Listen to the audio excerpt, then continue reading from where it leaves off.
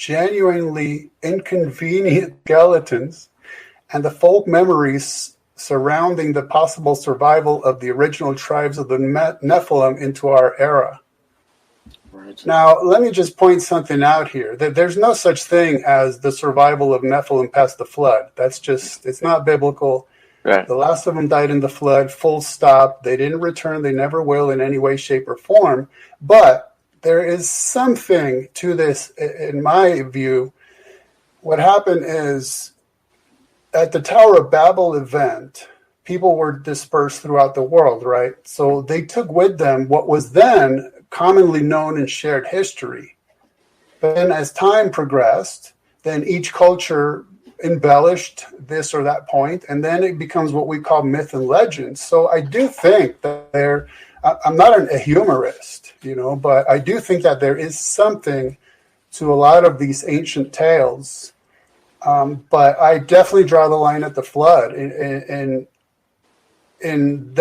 differentiating ancient history and then the memories of it that we find in legends and myth versus actual on-the-ground existence. That's very different things.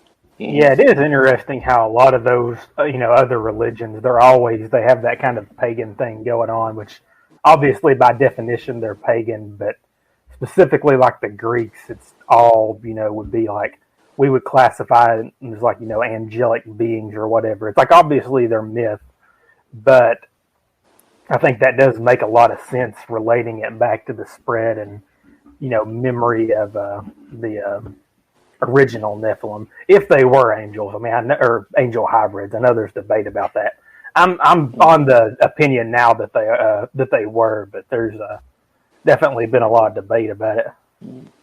I think. Go ahead, Chris. No, I was going to say the more we go back and find out about some of these pagan gods, obviously they weren't big G gods. The stories always come back to the same thing, right? Ken, you mentioned I'm not sure about the Raphaim, and that's another interesting topic as well, because when you get into the topic of the serpent mounds, the Quetzalcoatl's, and ancient deities like that, you start to see the same pattern again. You start to see people that were, I'm not saying 33 feet tall, okay? But you saw some people that were beyond the height of 9 feet. Let's put it that way. So can you bring any clarity to that? Well, I'm not aware of anyone beyond 9 feet having actually been found. Okay. All right. I've heard a billion claims. I've heard a billion claims. And when I ask for a resource, it just never seems to be given to me. But I would say the issue of height is essentially irrelevant. I don't know what it has to do with anything, frankly. This is kind of irrelevant, but one of the guys who pushes the bone things the much, L.A. Marzulli, isn't he also fucking one of those advocates for like rebuilding the temple to like start up the end times or something crazy like that? I don't want to misrepresent him, but I've heard that claim made about him before. Getting your business started with LegalZoom is as easy as pressing a button. LegalZoom, now you're in business. LegalZoom is not a law firm or a substitute for an attorney. Oh, that's the only disclaimer? So simple. Guess I need to find a new job because LegalZoom doesn't need me to talk fast anymore. Maybe it's finally time for me to slow down, open my own spa or yoga studio with LegalZoom. Ah, that sounds nice. I don't know that specifically because I'm just focused on what he says about the certain issues I research, but I do find it odd that he claims that certain elongated skulls are Nephilim skulls, and he claims that Nephilim, I don't know how he would know this, but he claims that they were very, very, very, very tall, but those elongated skulls are regular size. So he's trying to have it both ways.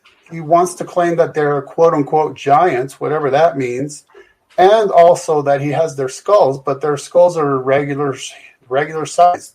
So why doesn't anybody say, by the way, you might want to clean that up because that's a straight-up contradiction. What's going on?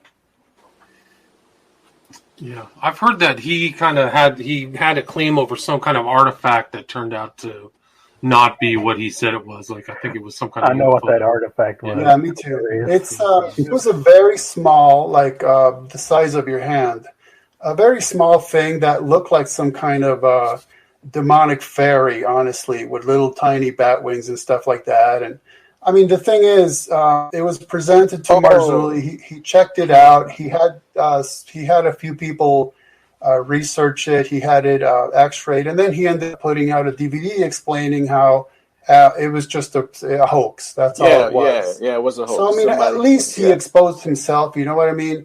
At least he exposed the fact that while he was speculating about what it actually might be, it turned out to have just been a hoax. But what bothered me about that is the fact that the second he saw this thing, he started talking about how it made him think of Revelation 9 with the opening of the abyss and all the really symbolic language about what proceeds forth from it in terms of locusts with tails like scorpions, hair like women, face like men, all that stuff. Right?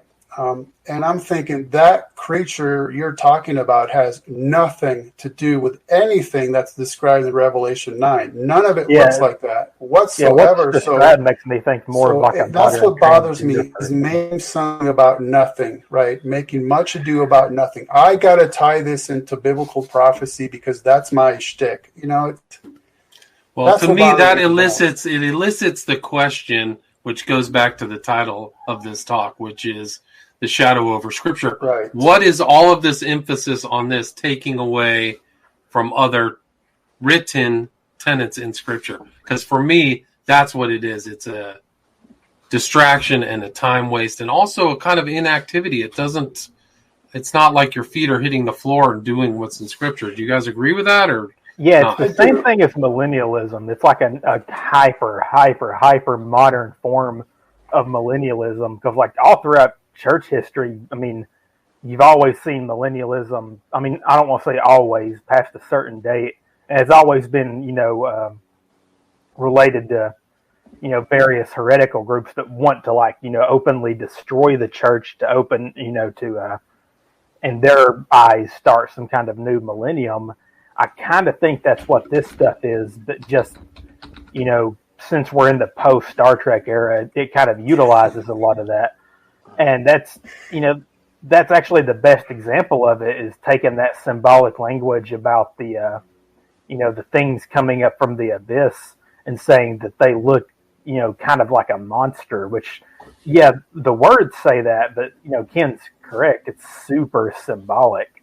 Like, thing about Revelation is that everything, even down to like all the numbers used, are completely symbolic. Like, and we actually know they're symbolic because at the end, when they're doing the measurements of the, I think it's like the new Jerusalem, and they're using the same numbers, they don't come up accurately, as in like this could be an actual measurement.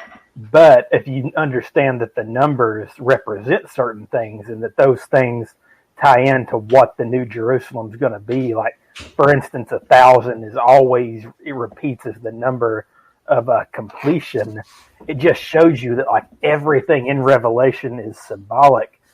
And where a lot of millennialists, I think, get off the track and dispensationalists specifically, is they'll say that the original 7 letters represent church eras, but then they'll say that everything past that, which we know is a vision, is supposed to be taken literally, when what the text tells us is that the letters to the churches are real letters, and everything else, since it's a vision, is meant to be taken symbolically, which lines up with the rest of the Scripture. Like in particular, like the Daniel prophecy with the the big old statue and whatnot. It's all all symbolic. And you can know that too, because, for example, in my book, What Does the Bible Say About Giants and Nephilim? I actually looked up how the Bible gives you what it means by all of those symbols. Locusts, hair like women, like lions, tails like scorpions. I look back in the Bible, and derive the meaning of every single one of those symbols. It's very clear. I mean, just to throw out three of them off the top of my head, tails like scorpions. Well, Jesus himself likened Satan's power to scorpions, right, and serpents. Hair like women means that they're under authority, which they are, because there's an angel of the bottomless pit from which they come. Locust, obviously, a large group of destructive beings. I mean, it's very obvious. I might be on the opposite end of the argument, but I don't take everything in the Book of Revelation hyper literal or anything like that. I know there's definitely symbology in there, but I do take some literal stances, like say for instance, I'd say there's a mix. There's definitely a mix. Yeah. Like say even when you go to Revelation 20 verses 1 through 6, it repeats 1,000 years, 1,000 years, 1,000 years. I take that one literally. Satan will be locked up for 1,000 years. There will be a millennium kingdom, those sort of things. But when it comes to mixing the idea of Nephilim, or the Nephilims are going to come back, or you have Nephilim DNA, I'm skeptical on those things based on how they're explained and how sometimes a lot of it's drawn from mythology, pretty much. I think when we start to mix too much mythology with the Book of God, the Holy Scriptures, we start to deviate a bit. What do you think? See, this is exactly what I thought. I don't know if you guys are aware. I recently debated a gentleman named T.J. Stedman, who wrote a book about Nephilim-related issues. And that's the impression I get from him, is, let me put it this way. So, from the historical literary context, that is, if you look at the literature from biblical times that is not canon, it's from pagan cultures, we can learn certain things that help us understand the Bible better. Sure, of course. The cultural context, historical context, grammatical context, it helps. But when the Bible makes reference to pagan ideas, or even if it plays off of the Baal cycle or whatever, it's not to incorporate that into biblical theology. And so that's where I think people cross the line when they say, well, other cultures have the Rephaim being spirits that come back from the grave. And it's like, okay, but the Bible doesn't. So that's where you draw the line, and you have to judge it by Scripture. So I think that's something we need to be very careful about. Learning from and deriving certain context is one thing, but incorporating is a whole other issue. Yeah, did you come up with that term, Ken, Theo-SciFi? As far as I know, yeah. Okay. I want to give you credit. I want to give you credit. Okay, if you like that one, then I recently came up with gigorexia nervosa, which is when you're obsessively seeking to see giants, and then when you don't, you just make them up. That's good. There's a giant behind me right now. I don't know if y'all see it. Oh, go ahead. What'd you say, Zach? There's a giant behind me. Okay, right. No, I see him. I definitely see him. He's lurking behind me. Don't look back. There is something that you might want to look up. Again, this is not a source that I can cite right now because I wasn't prepared for it. But according to certain conquistadors, I believe in South America, they supposedly found in some caves giant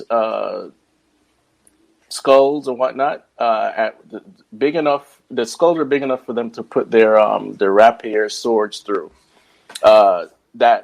So if that is true regarding giant, that's the name giant, then we have a case for something that went on X amount of years ago.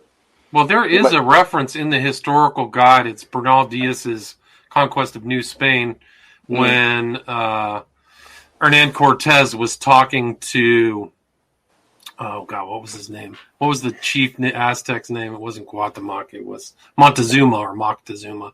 Moctezuma pulled out some huge bone and they had it lacquered, and they showed it to him, and they said that there were once giants in the land. So, maybe they were just big people.